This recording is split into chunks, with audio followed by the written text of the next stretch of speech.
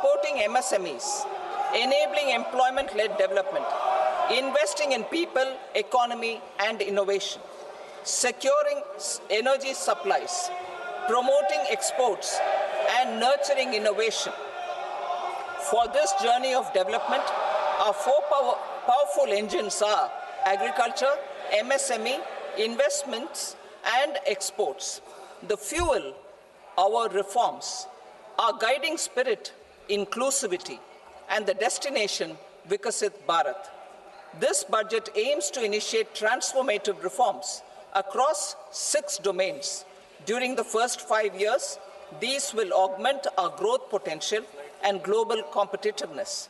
The domains are taxation, power sector, urban development, mining, financial sector, and regulatory reforms. Agriculture as the first engine. Now I move to specific proposals, beginning with agriculture as the first engine.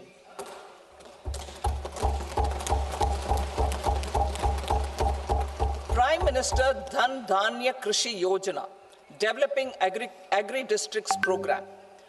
Motivated by the success of the aspirational district program, our government will undertake a Prime Minister Dhan Dhanya Krishi Yojana in partnership with states.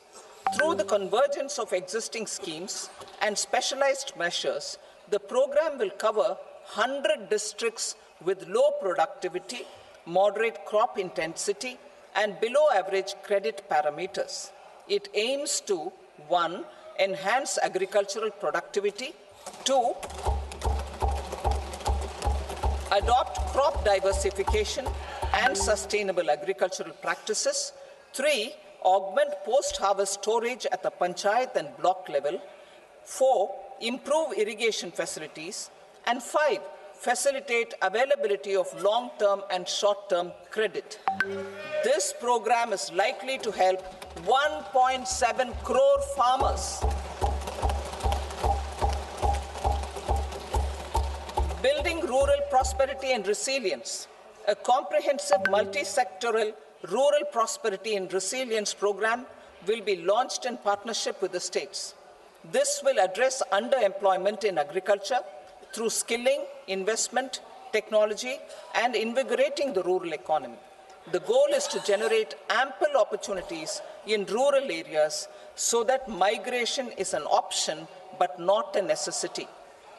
The program will focus on rural women, young farmers, rural youth, marginal and small farmers, and landless families. The details are in Annexure A. Domestic best practices will be incorporated, and appropriate technical and financial assistance will be sought from multilateral development banks. In Phase 1, 100 developing agri-districts will be covered. Atmanirbharta in pulses. Our government is implementing the National Mission for Edible Oilseed for achieving Atmanirbharta in edible oils. Our farmers have the capability to grow enough for our needs and more. 10 years ago, we made concerted efforts and succeeded in achieving near self-sufficiency in pulses. Farmers responded to the need by increasing the cultivated area by 50%, and government arranged for procurement and remunerative prices. Since then, with rising incomes and better affordability, our consumption of pulses has increased significantly. Our government will now launch a 6-year mission for Atmanirbharta in pulses with a special focus on Tuar, Urad, and Masoor. Details are in Annexure B.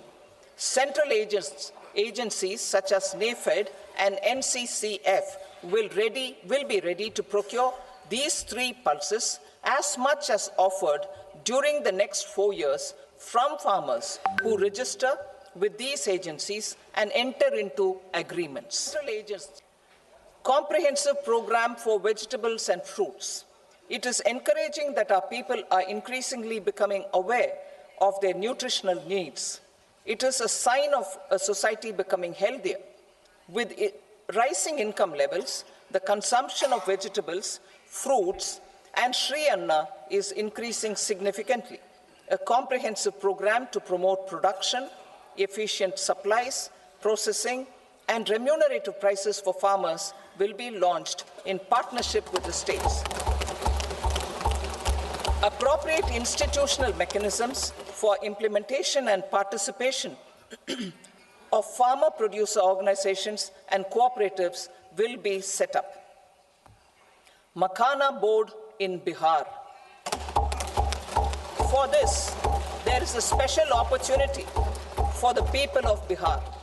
A Makhana Board will be established in the state to improve production, processing, value addition, and marketing of makhana. The people engaged in these activities will be organized into FPOs. The board will provide hand-holding and training support to makhana farmers and will also work to ensure they receive the benefits of all relevant government schemes. A national mission on high-yielding seeds will be launched, aimed at 1. Strengthening research ecosystem, 2. Targeted development and propagation of seeds with high yield, pest resistance, and climate resilience, and 3. Commercial availability of more than 100 seed varieties released since July 2024. India ranks second largest globally in fish production and aquaculture. Seafood exports are valued at 60,000 crore rupees. To unlock the untapped potential of the marine sector, our government will bring in an enabling framework for sustainable harnessing of fisheries from Indian exclusive economic zone and high seas, with a special focus on the Andaman and Nicobar and Lakshadweep Islands.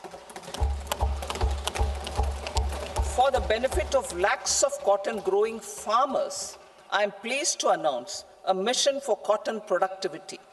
This 5-year mission will facilitate significant improvements in productivity and sustainability of cotton farming and promote extra long staple cotton varieties. The best of science and technology support will be provided to farmers. Aligned with our integrated 5F vision for the textile sector, this will help in increasing incomes of the farmers and ensure a steady supply of quality cotton for rejuvenating India's traditional textile sector. Kisan credit cards facilitate short-term loans for 7.7 crore farmers, fishermen, and dairy farmers. The loan limit under modified interest subvention scheme will be enhanced from 3 lakh rupees to 5 lakh rupees for loans taken through the KCC. For Atmanirbharta in urea production, our government had reopened 3 dormant urea plants in the eastern region. To further augment urea supply, a plant with annual capacity of 12.7 lakh metric tons will be set up at Namrup in Assam.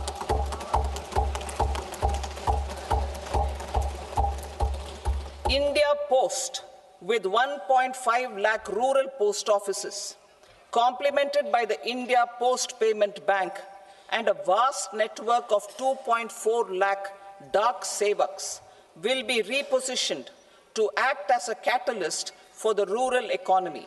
Details are at Annexure C. India Post will also be transformed as a large public logistics organization.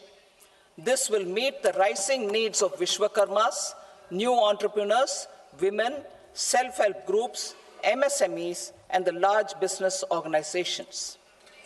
Our government will provide support to NCDC for its lending operations for the cooperative sector. MSMEs as the second engine. Now I move to MSMEs as the second engine, which encompasses manufacturing and services with a focus on MSMEs numbering 5.7 crores. Currently, over 1 crore registered MSMEs, employing 7.5 crore people and generating 36% of our manufacturing, have come together to position India as a global manufacturing hub. With their quality products, these MSMEs are responsible for 45% of our exports. To help them achieve higher efficiencies of scale, technological upgradation, and better access to capital, the investment and turnover limits for classification of all MSMEs will be enhanced to 2.5 and 2 times respectively. This will give them the confidence to grow and generate employment for our youth. The details are given in Annexure D. To improve access to credit, the credit guarantee cover will be enhanced. First, for micro and small enterprises from 5 crore to 10 crore rupees, leading to additional credit of 1.5 lakh crores in the next 5 years. Second, for startups from 10 crore rupees to 20 crore rupees, with the guarantee fee being moderated to 1% for loans in 27 focus sectors which are important for Atmanirbhar Bharat. And for well-run exporter MSMEs, for term loans up to 20 crore rupees. Also for the micro enterprises, we will introduce customized credit cards with a 5 lakh rupee limit for micro enterprises registered on Udyam portal. In the first year, 10 lakh such cards will be issued. Fund of funds for startups. The Alternate Investment Fund, AIFs, for startups have received commitments of more than 91,000 crores rupees. These are supported by the fund of funds set up with the Government of India's contribution of 10,000 crore rupees. Now, a new fund of funds with expanded scope and a fresh contribution of another 10,000 crore rupees will be set up. A new scheme will be launched for 5 lakh women, scheduled castes and scheduled tribes, first-time entrepreneurs. This will provide term loans up to 2 crore rupees during the next 5 years. The scheme will incorporate lessons from the successful Stand Up India scheme. Online capacity building for entrepreneurship and managerial skills will also be organized. Measures for labor-intensive sectors. To promote employment and entrepreneurship opportunities in labor-intensive sectors, our government will undertake specific policy and facilitation measures. To enhance the productivity, quality, and competitiveness of India's footwear and leather sector, a focused product scheme will be implemented. The scheme will support design capacity, component manufacturing, and machinery required for production of non-leather quality footwear, besides the support for leather footwear and products. The scheme is expected to facilitate employment for 22 lakh persons, generate over 4 lakh crore rupees, and exports of over 1.1 lakh crore rupees. Measures for the toys sector. Building on the National Action Plan for Toys, we will implement a scheme to make India a global hub for toys.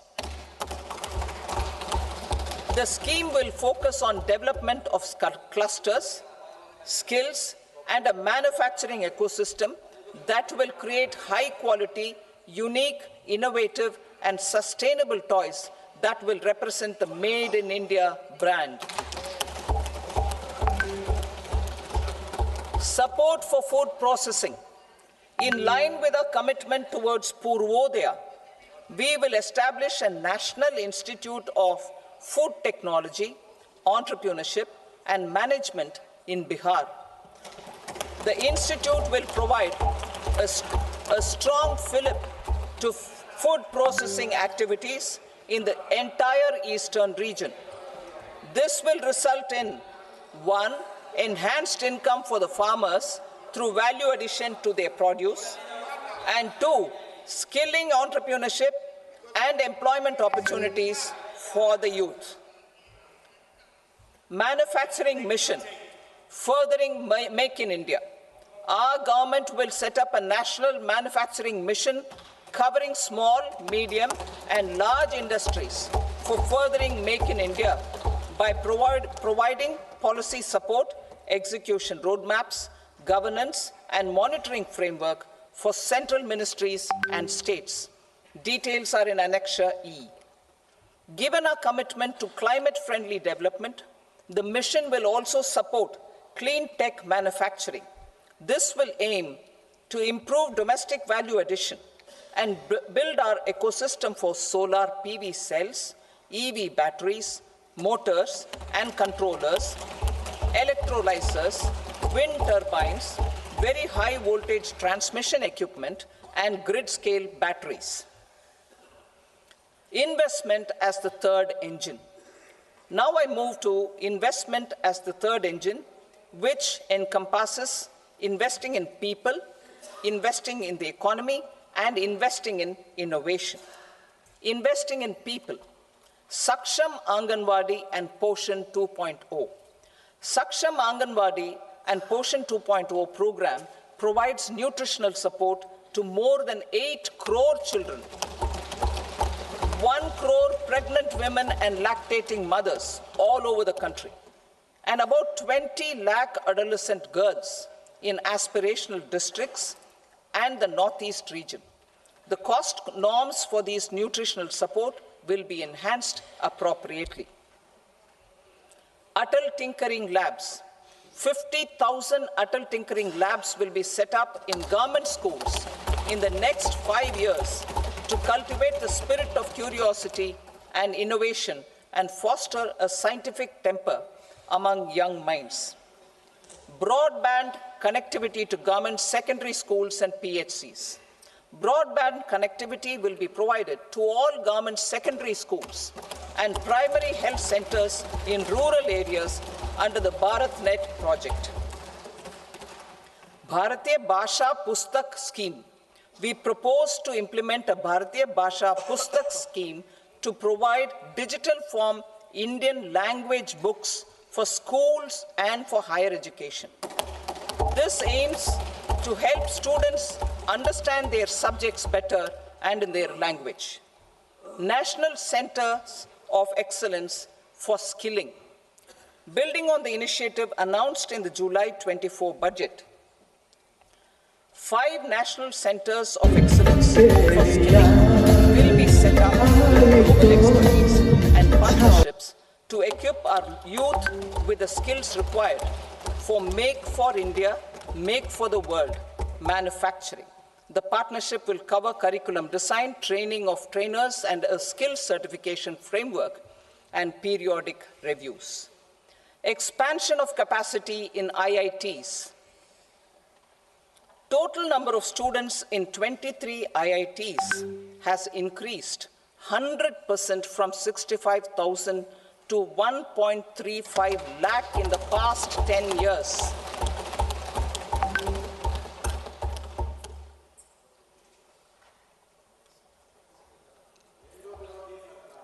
Additional infrastructure will be created in the 5 IITs started after 2014 to facilitate education for 6,500 more students. Hostel and other infrastructure capacity at IIT Patna will also be expanded.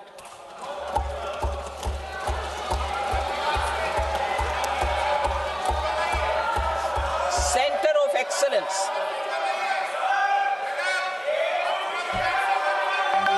Center of Excellence in AI for Education. I had announced 3 centers of excellence in artificial intelligence for agriculture, health, and Sustainable Cities in 2023. Now a Center of Excellence in Artificial Intelligence for Education will be set up with a total outlay of 500 crores. Expansion of medical education. Our government has added almost 1.1 lakh undergraduate and postgraduate medical education seats in 10 years, an increase of 130%. In the next year, 10,000 additional seats will be added in medical colleges and hospitals towards the goal of adding 75,000 seats in the next 5 years. Daycare cancer centers in all district hospitals.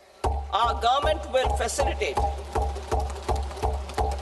setting up of daycare cancer centers in all district hospitals in the next 3 years. 200 centers will be established in 25-26 itself. Strengthening urban livelihoods. Our government has been giving priority to assisting urban poor and vulnerable groups. A scheme for socio-economic upliftment of urban workers will be implemented to help them improve their incomes, have sustainable livelihoods, and a better quality of life.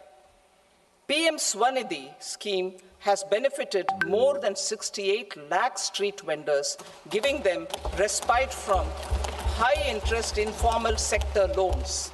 Building on this success, the scheme will be revamped with enhanced loans from banks, UPI-linked credit cards with 30,000 rupees limit, and capacity building support.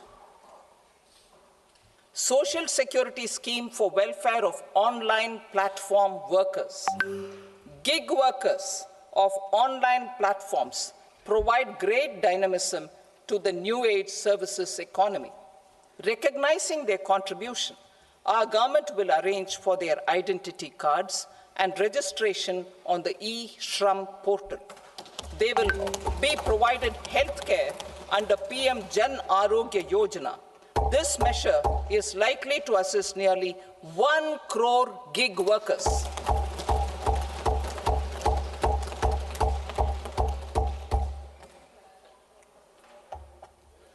Investing in the economy. Public-private partnership in infrastructure. Each infrastructure-related ministry will come up with a 3-year pipeline of projects that can be implemented in PPP mode. States will also be encouraged to do so and can seek support from the India Infrastructure Project Development Fund, which is a scheme to prepare PPP proposals. Support to states for infrastructure. An outlay of 1.5 lakh crore is proposed for the 50-year interest-free loans to states for capital expenditure and incentives for reforms. Building on the success of the first asset monetization plan announced in 2021, the second plan for 2025 to 30 will be launched to plow back capital of 10 lakh crore in new projects. Regulatory and fiscal measures will be fine-tuned to support the plan.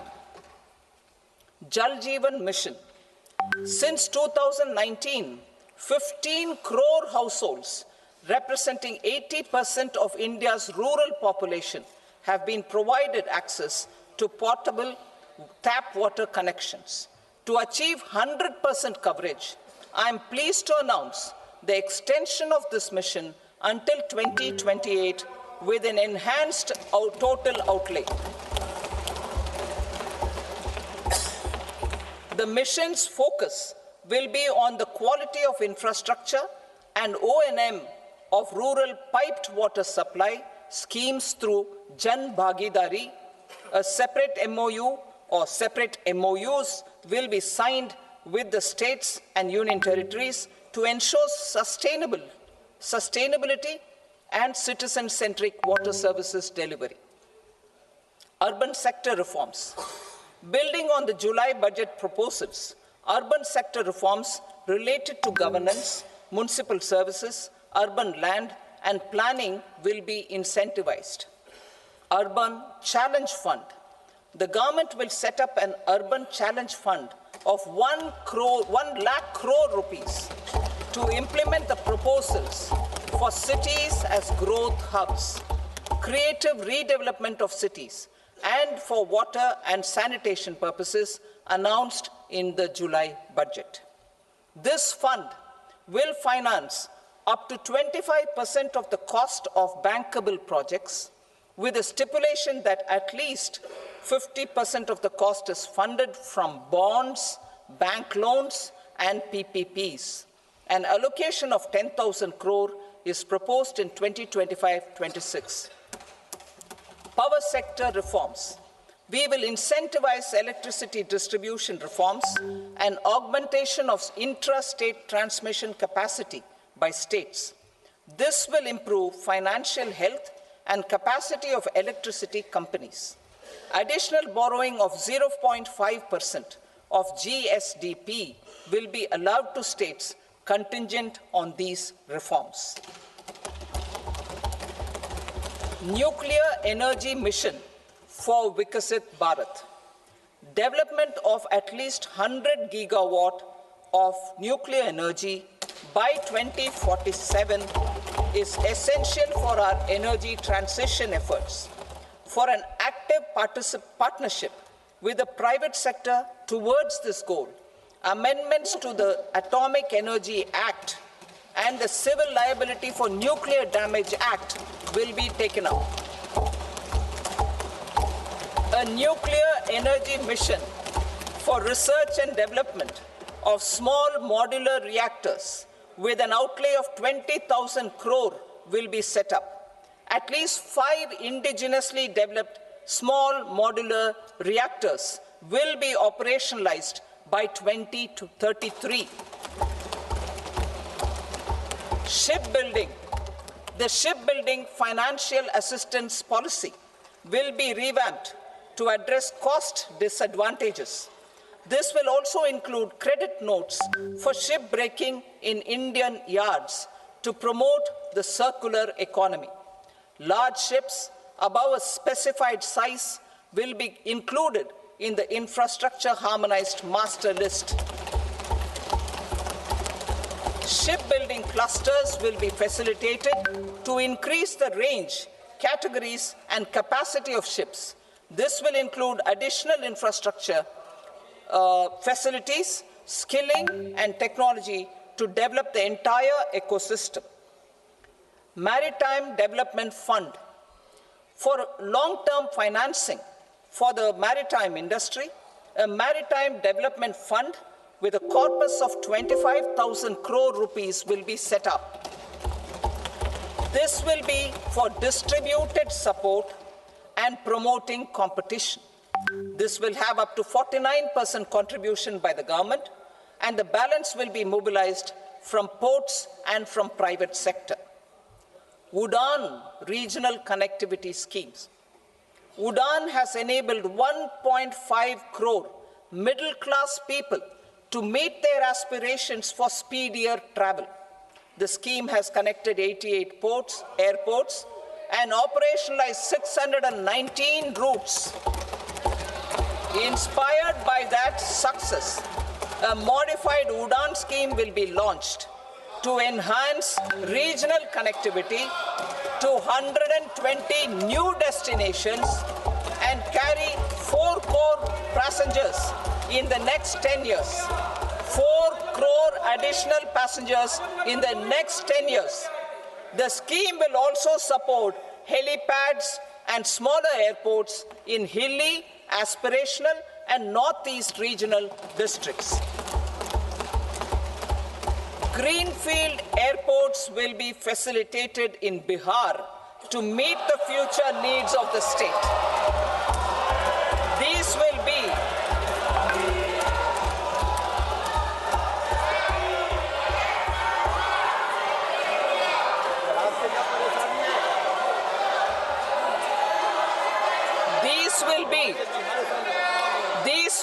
in addition to the expansion of the capacity of Patna Airport and a brownfield airport in Beta. Western Kosi Canal project in Mithilanchal. Financial support will be provided for the Western Kosi Canal ERM project, benefiting a large number of farmers cultivating over 50,000 hectares of land in the Mithilanchal region of Bihar. Mining sector reforms. Mining sector reforms, including those for minor minerals, will be encouraged through sharing of best practices and institutions of a state mining index. A policy for recovery of critical minerals from tailings will be brought out. Under the special window for affordable and mid-income housing, SWAMI, 50,000 dwelling units in stressed housing projects have been completed and keys handed over to home buyers. Another 40,000 units will be completed in 2025, further helping middle-class families who were paying EMIs on loans taken for apartments while also paying rent for their current dwellings.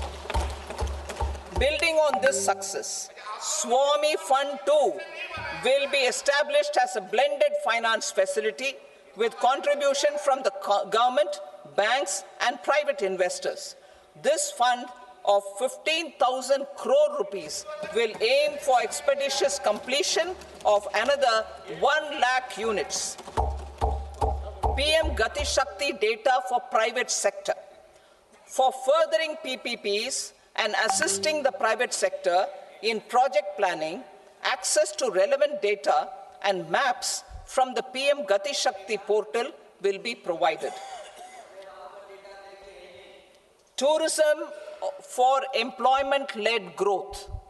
Top 50 tourist destination sites in the country will be developed in partnership with states through a challenge mode.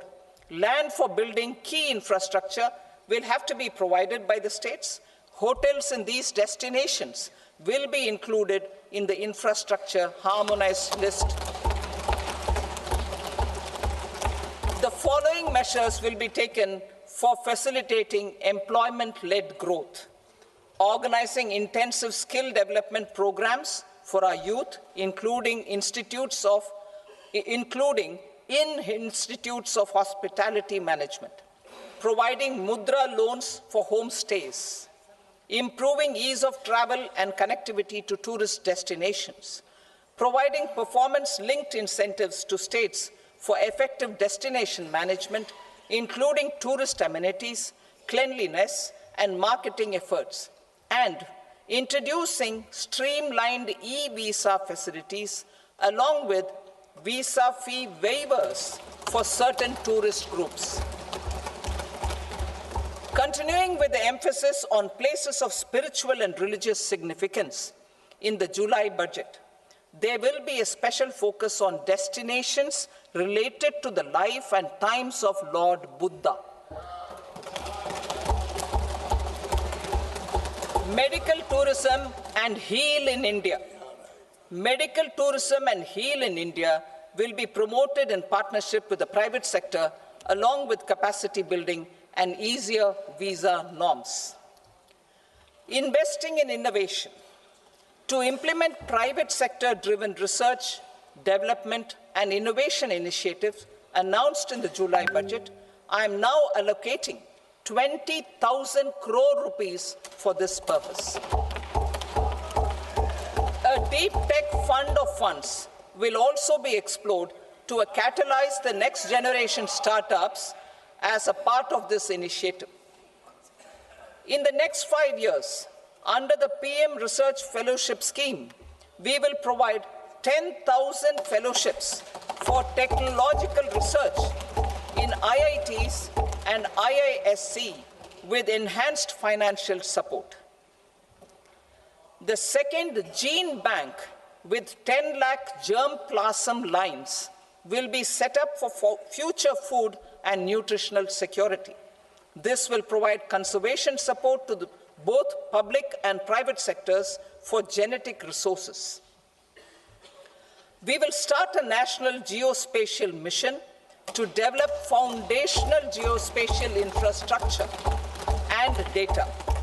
Using PM Gati Shakti, this mission will facilitate modernization of land records, urban planning, and design of infrastructure projects. A Gyan Bharatam mission for survey, documentation, and conservation of our manuscript heritage with academic institutions, museums, libraries, and private collectors will be undertaken to cover more than 1 crore manuscripts. We will set up a national digital repository of Indian knowledge systems for knowledge sharing. Now I move to exports as the fourth engine. We will set up an export promotion mission with sectoral and ministerial targets driven jointly by the Ministries of Commerce, MSME, and Finance. It will facilitate easy access to export credit, cross-border factoring support, support to MSMEs to tackle non-tariff measures in overseas markets. A digital public infrastructure, Bharat Trade Net, for international trade will be set up as a unified platform for trade documentation and financing solutions. This will complement the Unified Logistics Interface platform. The BTN will be aligned with international practices. Support will be provided to develop domestic manufacturing capacities for our economy's integration with global supply chains. Sectors will be identified based on objective criteria. Facilitation groups with participation of senior officers and industry representatives will be formed for select products and supply chains. Through this, there are huge opportunities related to Industry 4.0, which needs high skills and talent. Our youth have both. Our government will support the domestic electronic equipment industry to leverage this opportunity for the benefit of our youth. A national framework will be formulated as guidance to states for promoting global capability centers in emerging Tier 2 cities. This will suggest measures for enhancing availability of talent and infrastructure, building bylaw reforms, and mechanisms for collaboration with industry. Our government will facilitate upgradation of infrastructure and warehousing for air cargo, including high-value perishable horticultural produce. Cargo screening and customs protocol will be streamlined and made user-friendly. Reforms as the fuel. Over the past 10 years, our government has implemented several reforms for convenience of taxpayers, such as faceless assessment, 2, taxpayer charter, 3, faster returns, 4, almost 99% returns being on self-assessment, and 5, Vivad Se Vishwas scheme.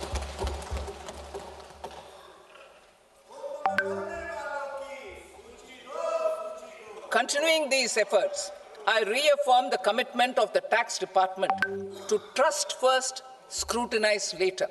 I also propose to introduce the new income tax bill next week.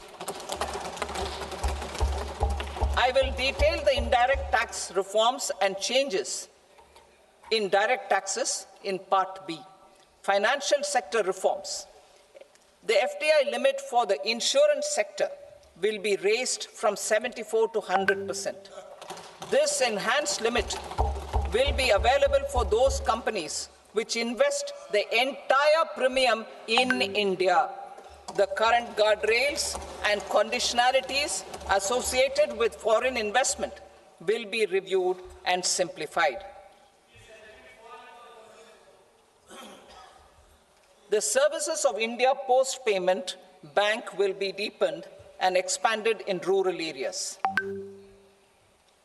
NABFID will set up a partial credit enhancement facility for corporate bonds for infrastructure.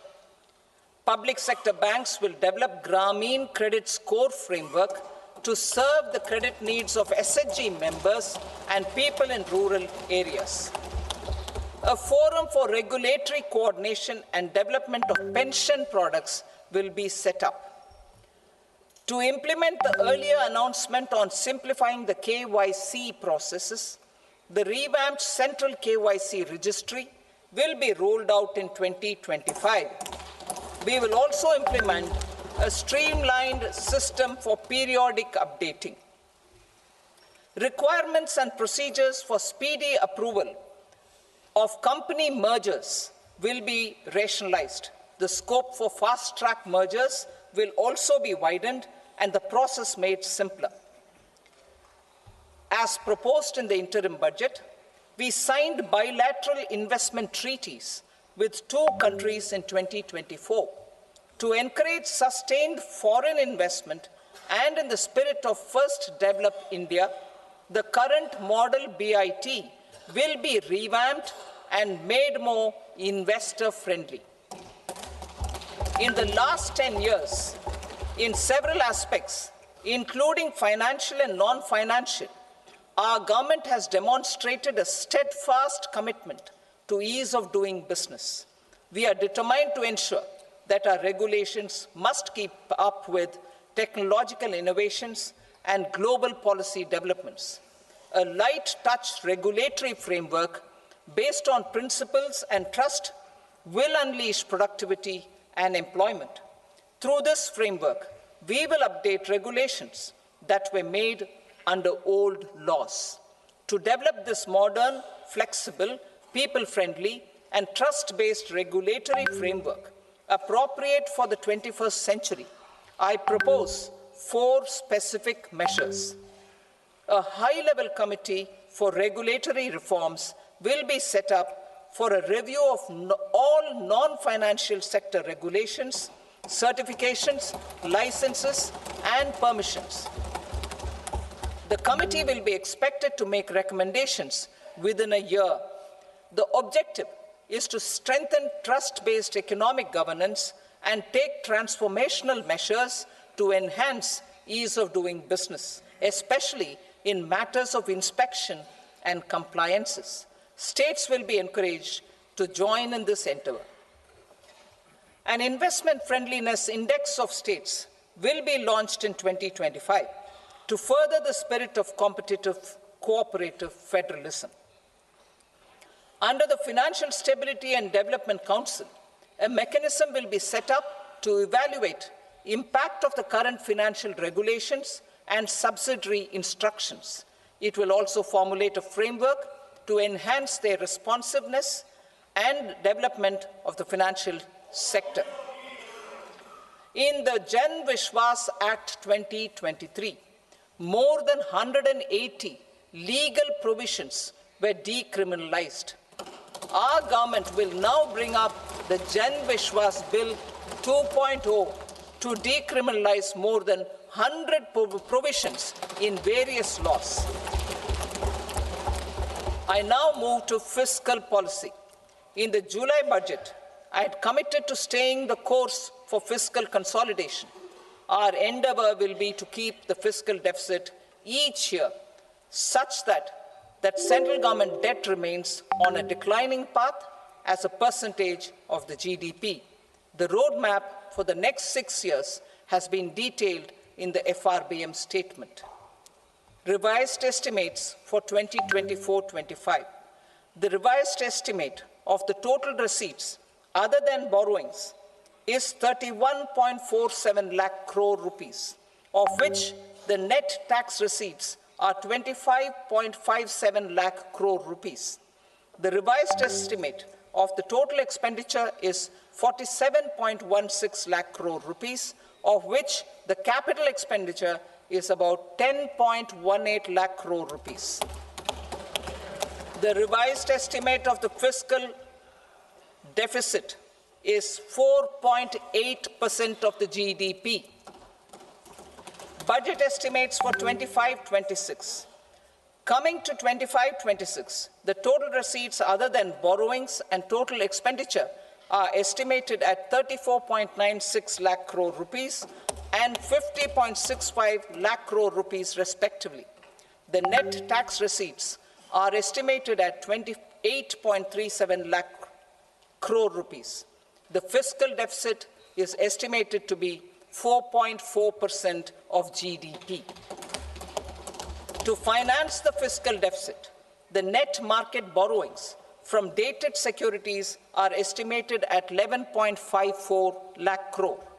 The balance financing is expected to come from small savings and other sources. The gross market borrowings are estimated at 14.82 lakh crore rupees. I will now move to Part B. Indirect taxes. My proposals relating to customs aim to rationalize tariff structure and address duty inversion. These will also support domestic manufacturing and value addition, promote exports, facilitate trade, and provide relief to common people. Rationalization of customs tariff structure for industrial goods. As a part of comprehensive review of customs rate structure announced in July 2024 budget, I propose to, 1, remove 7 tariff rates. This is over and above the 7 tariff rates removed in 23-24 budget. After this, there will be only 8 remaining tariff rates, including 0 rate.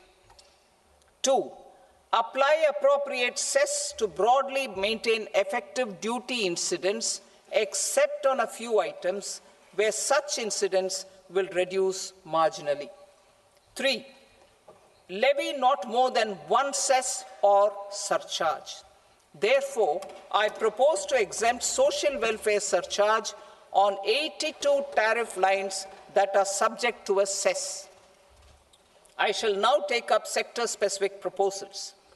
To provide relief to patients, particularly those suffering from cancer, rare diseases, and other severe chronic diseases, I propose to add 36 life-saving drugs and medicines to the list of medicines fully exempted from basic custom duty.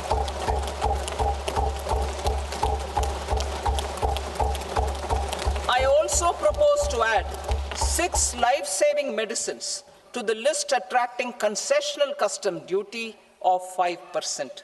Full exemption and concessional duty will also respectively apply on the bulk drugs for manufacture of the above. Specified drugs and medicines under patient assistance programs run by the pharmaceutical companies are fully exempt from BCD, provided the medicines are supplied free of cost to the patients. I propose to add 37 more medicines along with 13 new patient assistance programs. Support to domestic manufacturing and value addition. Critical minerals. In the July 2024 budget, I had fully exempted BCD on 25 critical minerals that are not domestically available. I had also reduced BCD of 2 other such minerals to provide a major fillip to their processing, especially by MSMEs. Now, I propose to fully exempt cobalt powder and waste, the scrap of lithium-ion battery, lead, zinc, and 12 more critical minerals. This will help secure their availability for manufacturing in India and promote more jobs for our youth.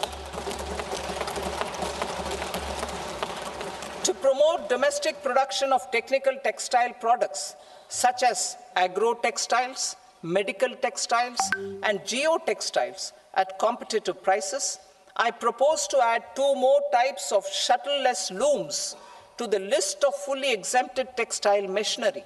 I also propose to revise the BCD rate on knitted fabrics covered by 9 tariff lines from 10 or 20 to 20% or 115 rupees per kg whichever is higher.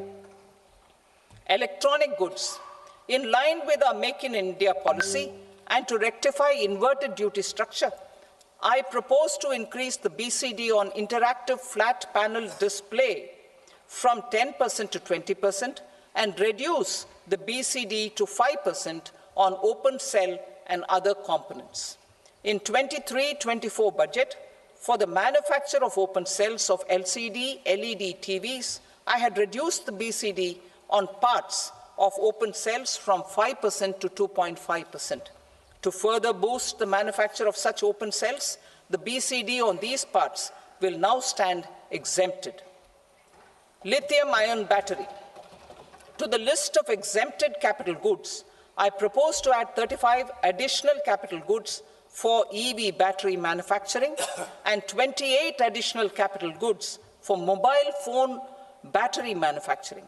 This will boost domestic manufacture of lithium-ion batteries, both for mobile phones and for electric vehicles. Shipping sector. Considering that shipbuilding has a long gestation period, I propose to continue the exemption of BCD on raw materials, components, consumables, or parts for the manufacture of ships for another 10 years.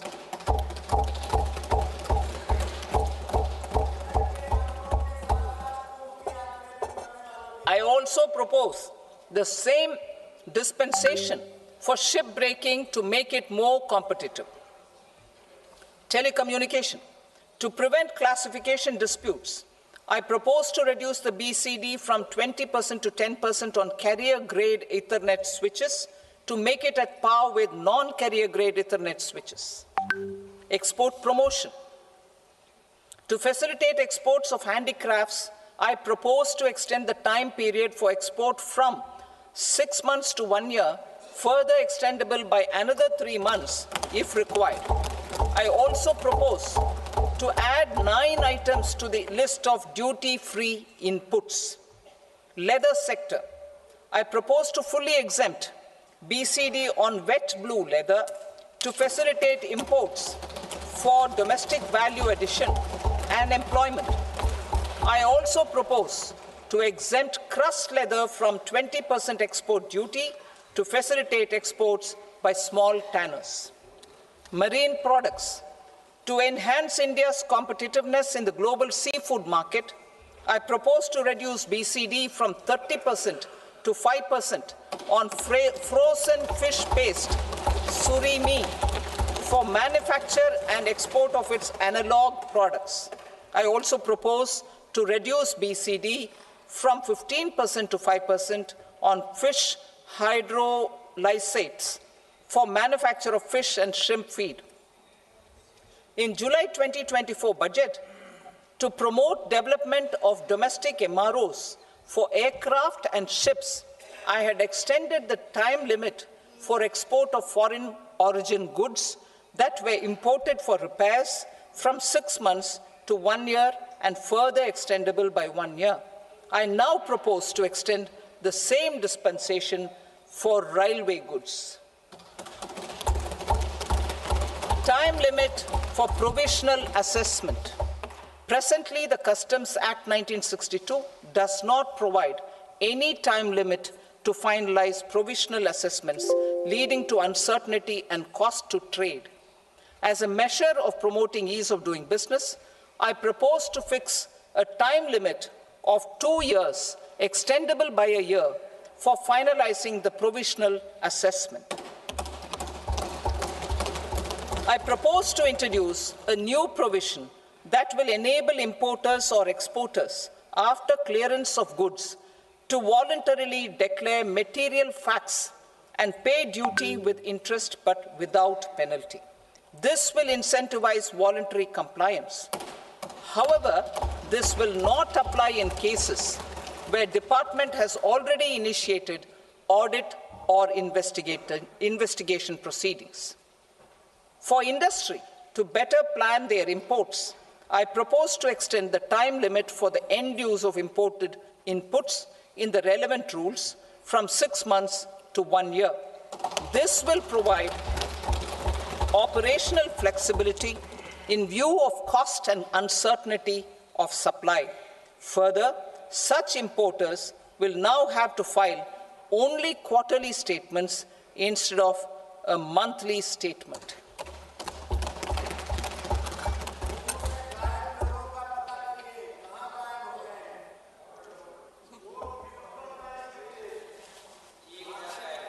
I now come to my direct tax proposals. In Part A, I have briefly underlined taxation reforms as one of key reforms to realize our vision of Vikasit Bharat. In respect of criminal law, our government had earlier ushered in Bharatiya Nyaya Sanhita, replacing Bharatiya Danda Sanhita. I am happy to inform this august House and the country that for new income tax bill will carry forward the same spirit of Nyaya in its drafting as well. The new bill will be clear and direct in text, with close to half of the present law in terms of both chapters and words. It will be simple to understand for taxpayers and tax administrators, leading to tax certainty and reduced litigation. Reforms, however, are not a destination. They are means to achieve good governance for our people and economy. Providing good governance primarily involves being responsive. The Tirukural captures this in verse 542, which reads, "Vaanokki vaazhum ulagallam, mannavan kol nokki vaazhum kudi," meaning, just as the living beings live expecting rains, citizens live expecting good governance. Our government is committed to keeping an ear to the ground and a finger on the pulse and responding while balancing our national building efforts.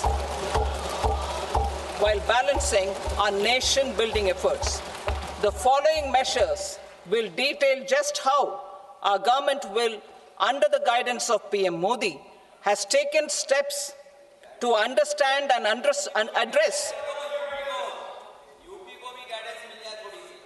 I repeat that sentence, sir. The following measures will detail just how our government, under the guidance of PM Modi, has taken steps to understand and address the needs voiced by our citizens. My tax proposals are guided by this spirit. The objectives of my proposals are as follows: personal income tax reforms with special focus on middle class, rationalization of TDS and TCS for easing difficulties, encouraging voluntary compliance, reducing compliance burden, ease of doing business, employment and investment. I will come to my proposal on personal income tax towards the end. TDS and TCS, rationalization for easing difficulties. I propose to rationalize tax deduction at source, TDS, by reducing the number of rates and thresholds above which TDS is deducted.